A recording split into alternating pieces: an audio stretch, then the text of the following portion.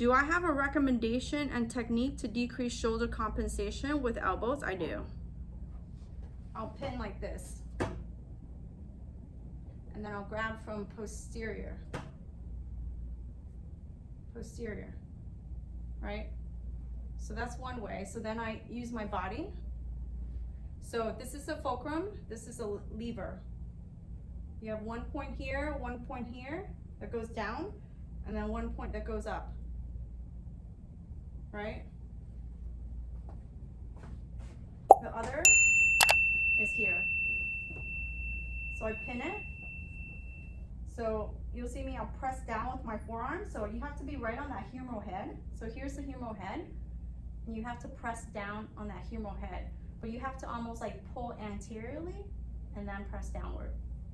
So I'll pull, so I'll use my forearm. Can you see me? I'll push down and I'll pull up and I'll push out. You have to control the humerus.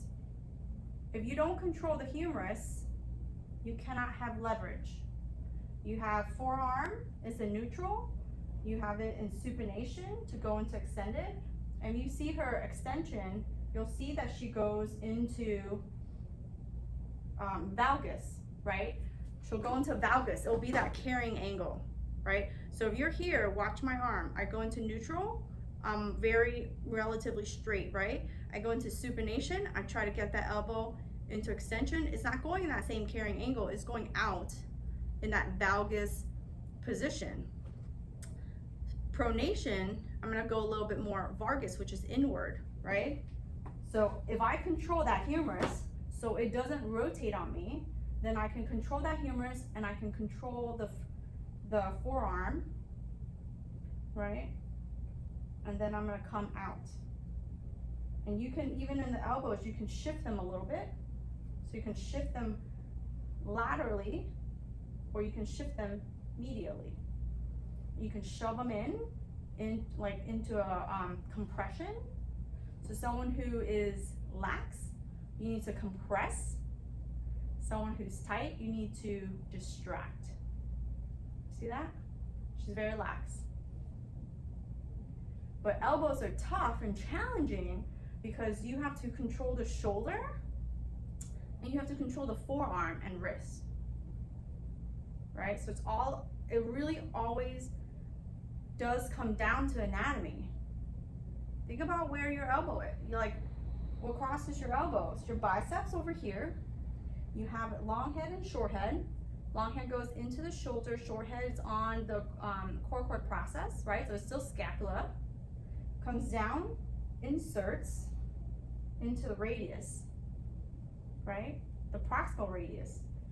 The radius rotates on the ulna in supination and pronation. The ulna stays stable. The ulna distally moves, but it's only, it quote unquote moves in relationship to that radius, right? So when we talk about that anatomy, we talk about that humerus, right? We talk about the radius, talk about the ulna, right? This is the olecranon. We talk about how you have a proximal radial ulnar joint, right? Proximal radial ulnar joint. And then we have a distal radial ulnar joint that acts like a hinge to a door. They both have to be able to move in order to get supination and pronation.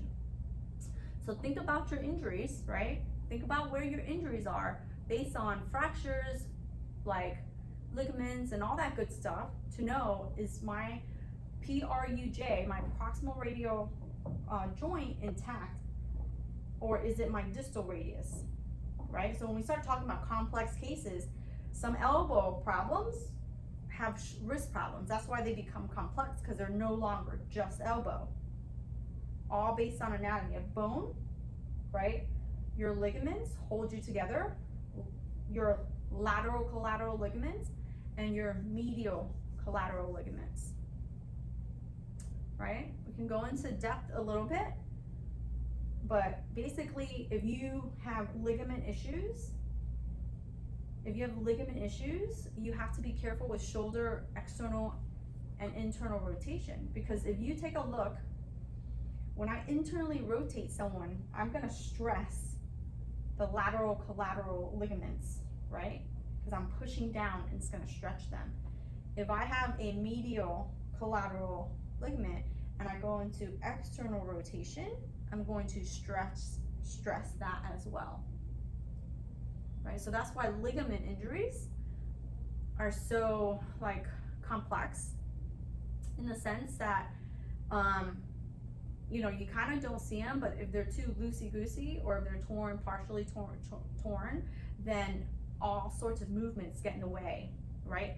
And the ligaments then also have a rotational component, because of the ligaments are holding your elbow joint together. Well, what's it holding? It's not just holding elbow flexion and extension, it's holding that supination pronation part. So when you're studying elbows, you can look at yourself to see your angle, right?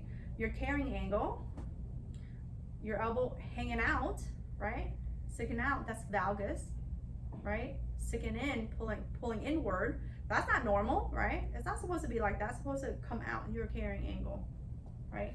The other, if it's not valgus, then the other direction has to be vargus, right?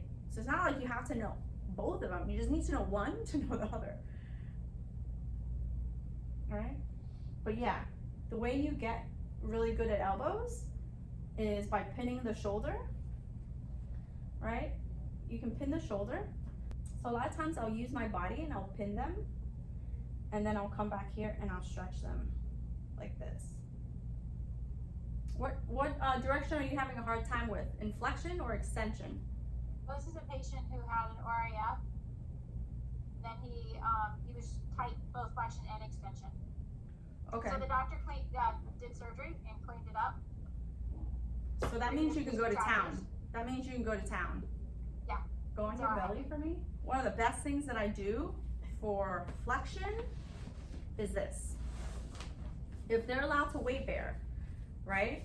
So if they're allowed to weight bear, it's a all right. So if it's a distal humerus fracture, then you can't weight bear here, right?